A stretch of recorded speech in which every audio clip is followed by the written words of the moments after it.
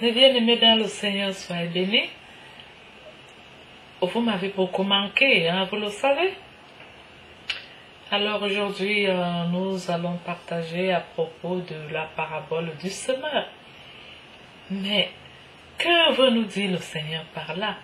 Ça nous trouble un peu la tête. Alors qu'allons-nous faire? Nous sommes obligés de mettre la main sur la joue et d'aller à l'école.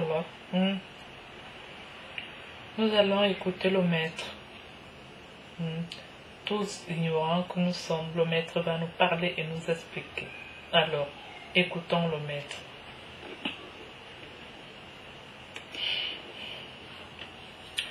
Ensuite, Jésus allait de ville en ville et de village en village, prêchant et annonçant la bonne nouvelle du royaume de Dieu.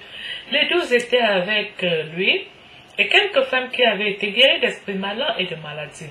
Marie, dite de Magdala, de laquelle étaient sortis 7 démons. Jeanne, femme de Chuza, intendant d'Hérode, Suzanne et plusieurs autres, qui l'assistaient de leurs biens. Une grande foule s'étant assemblée, et des gens étaient venus de diverses villes auprès de lui, il dit cette parabole. Un semeur sortit pour semer sa semence. Comme il semait, une partie de la semence tomba le long du chemin. Elle fut foulée aux pieds, et les oiseaux du ciel la mangèrent. Une autre partie tomba sur le roc. Quand elle fut levée, elle sécha, parce qu'elle n'avait point d'humidité.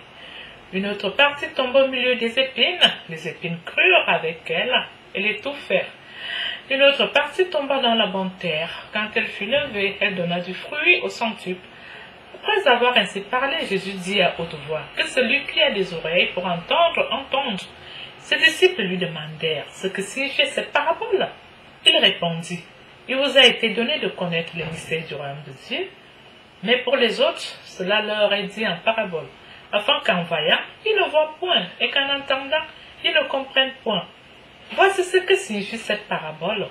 La semence, c'est la parole de Dieu. Ceux qui sont le long du chemin, ce sont ceux qui l'entendent. Puis le diable vient et enlève de leur cœur la parole, de peur qu'ils ne croient et ne soient sauvés.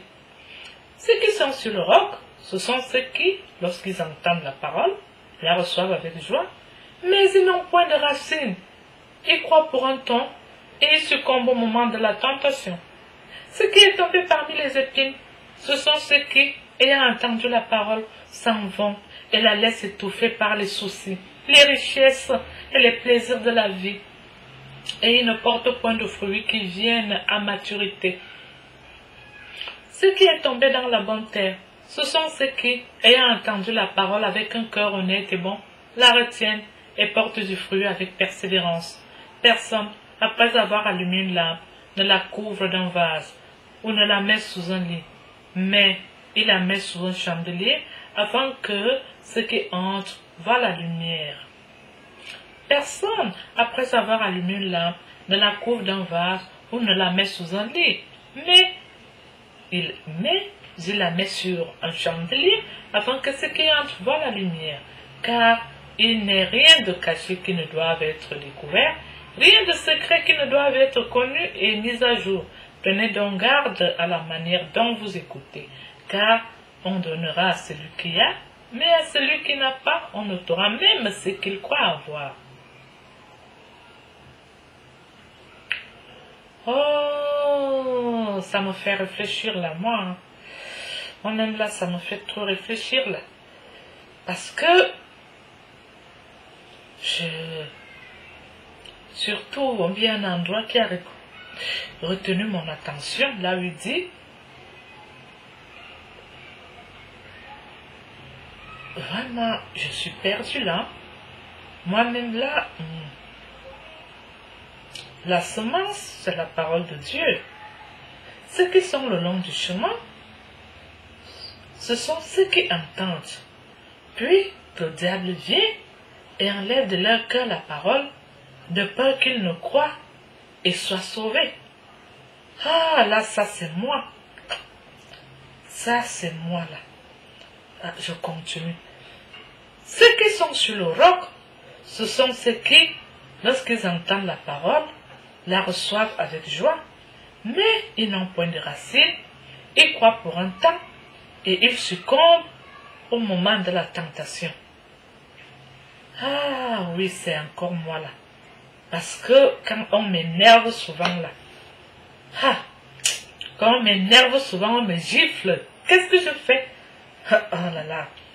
Des fois, je me lève, je gifle aussi. Hein. Des fois, je me lève, je gifle aussi, je tombe en tentation.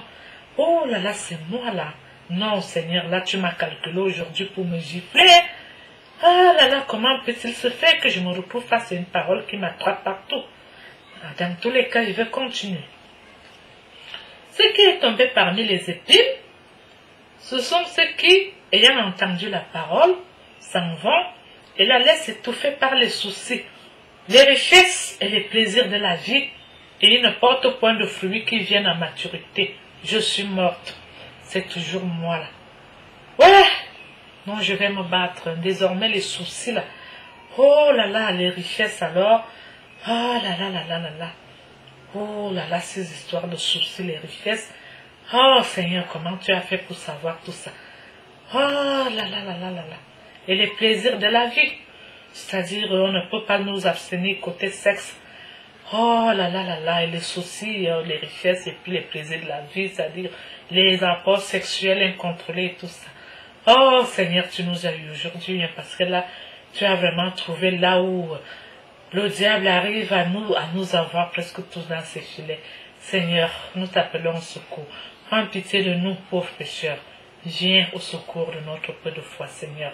Parce que là, cette parabole nous touche presque tous, hein. Oh Seigneur, écoute et prends pitié.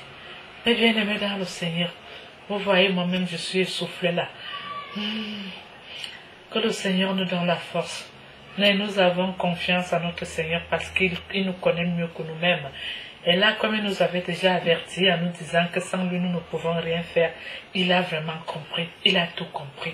Et aujourd'hui, nous lui demandons vraiment la force vraiment de nous aider.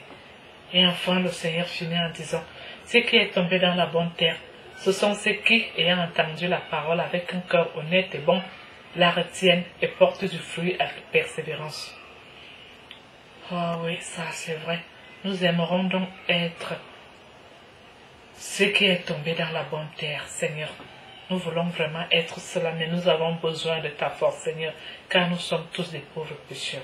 Mais bien-aimés dans le Seigneur, c'est difficile. Soyez bénis et nous nous retrouverons au partage suivant.